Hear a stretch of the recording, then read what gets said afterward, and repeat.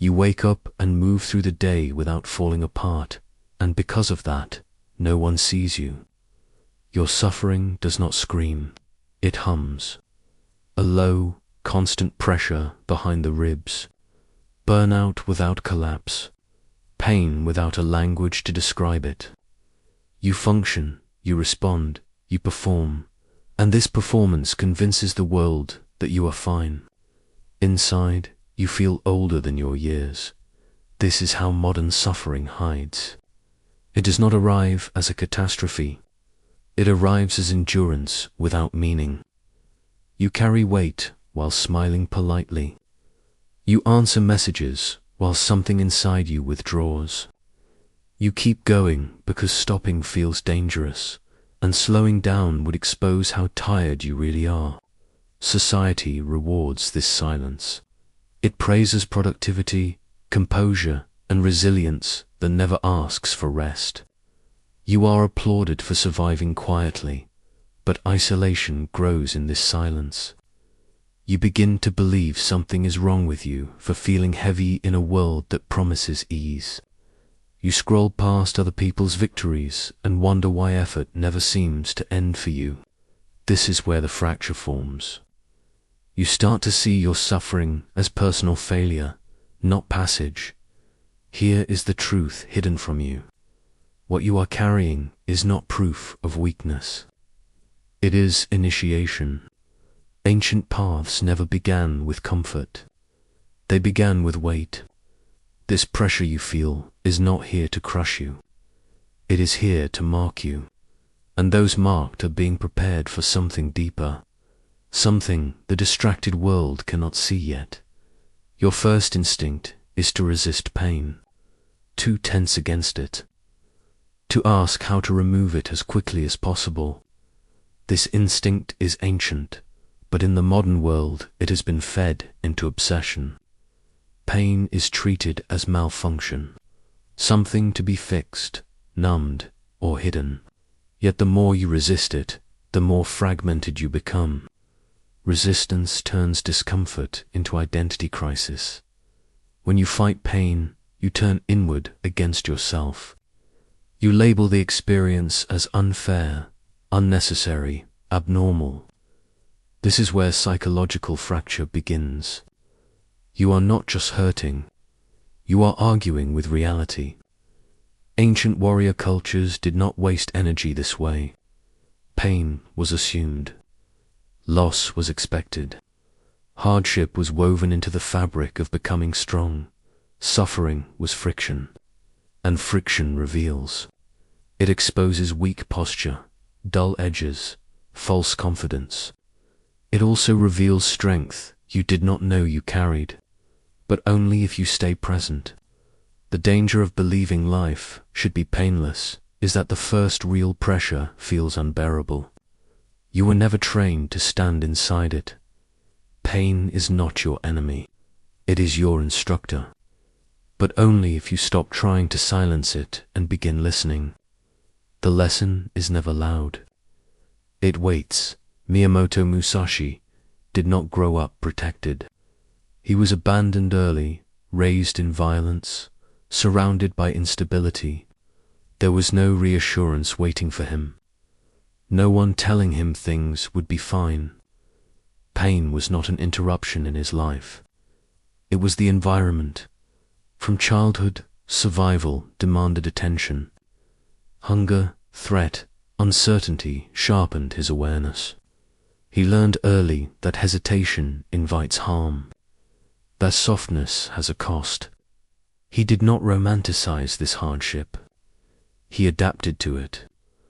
Survival carved discipline into his body before philosophy reached his mind. Musashi's strength was not imagined later in life. It was forged early, without choice. This is important. He did not start resilient. He was shaped. Pain became normal, not tragic, not dramatic, just present. And because it was present, it trained him continuously. Many believe strength appears suddenly. It does not.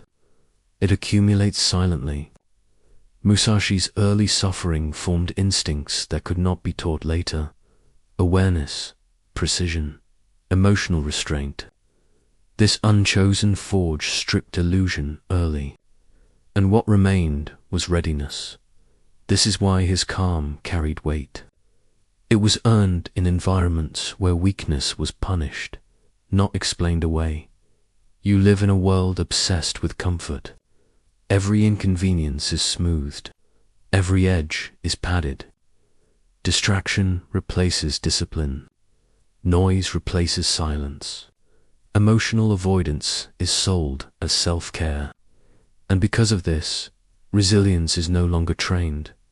There are no initiations into hardship, no thresholds to cross. You are expected to remain soft while performing strength. When suffering arrives, as it always does, it feels overwhelming. Not because it is greater than before, but because you are unfamiliar with standing inside it. Untrained, suffering overwhelms modern minds. There is no frame for pain, no meaning, no context, so it turns inward. Anxiety, depression, numbness. The system collapses under pressure it was never prepared to hold. Musashi grew up in a world that demanded readiness. You grow in a world that promises ease, and ease makes pain feel personal instead of universal. This contrast explains why so many break quietly, not from weakness, but from absence of training. Not all pain is chosen. Some arrives uninvited, but strength is built in what you choose after. Musashi understood this. He deliberately exposed himself to difficulty, long journeys, uncertain battles, solitude. He chose hardship before crisis demanded it. Voluntary struggle is preparation. It trains the mind to remain steady when conditions worsen. Waiting for pain to arrive unprepared is how panic forms. Choosing difficulty early builds familiarity. Strength is not a reaction. It is a decision, a daily commitment to the harder path when comfort is available. This choice feels invisible.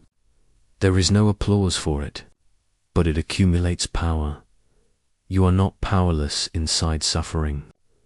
You can choose how you meet it. Avoidance weakens.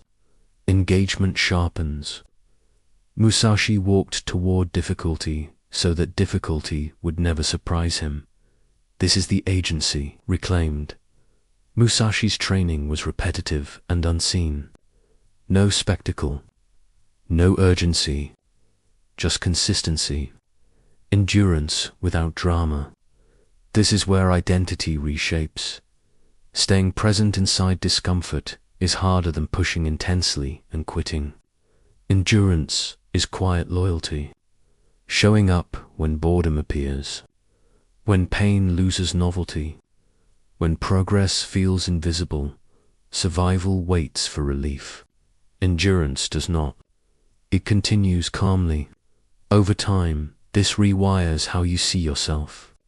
You stop identifying as fragile. You begin to trust your capacity to remain. Boredom and pain are not obstacles. They are signals you are deep enough to be learning. Mastery grows slowly. It cannot be rushed. This patience is strength. Musashi wandered alone for years, not out of rejection, but intention. Solitude was his training ground.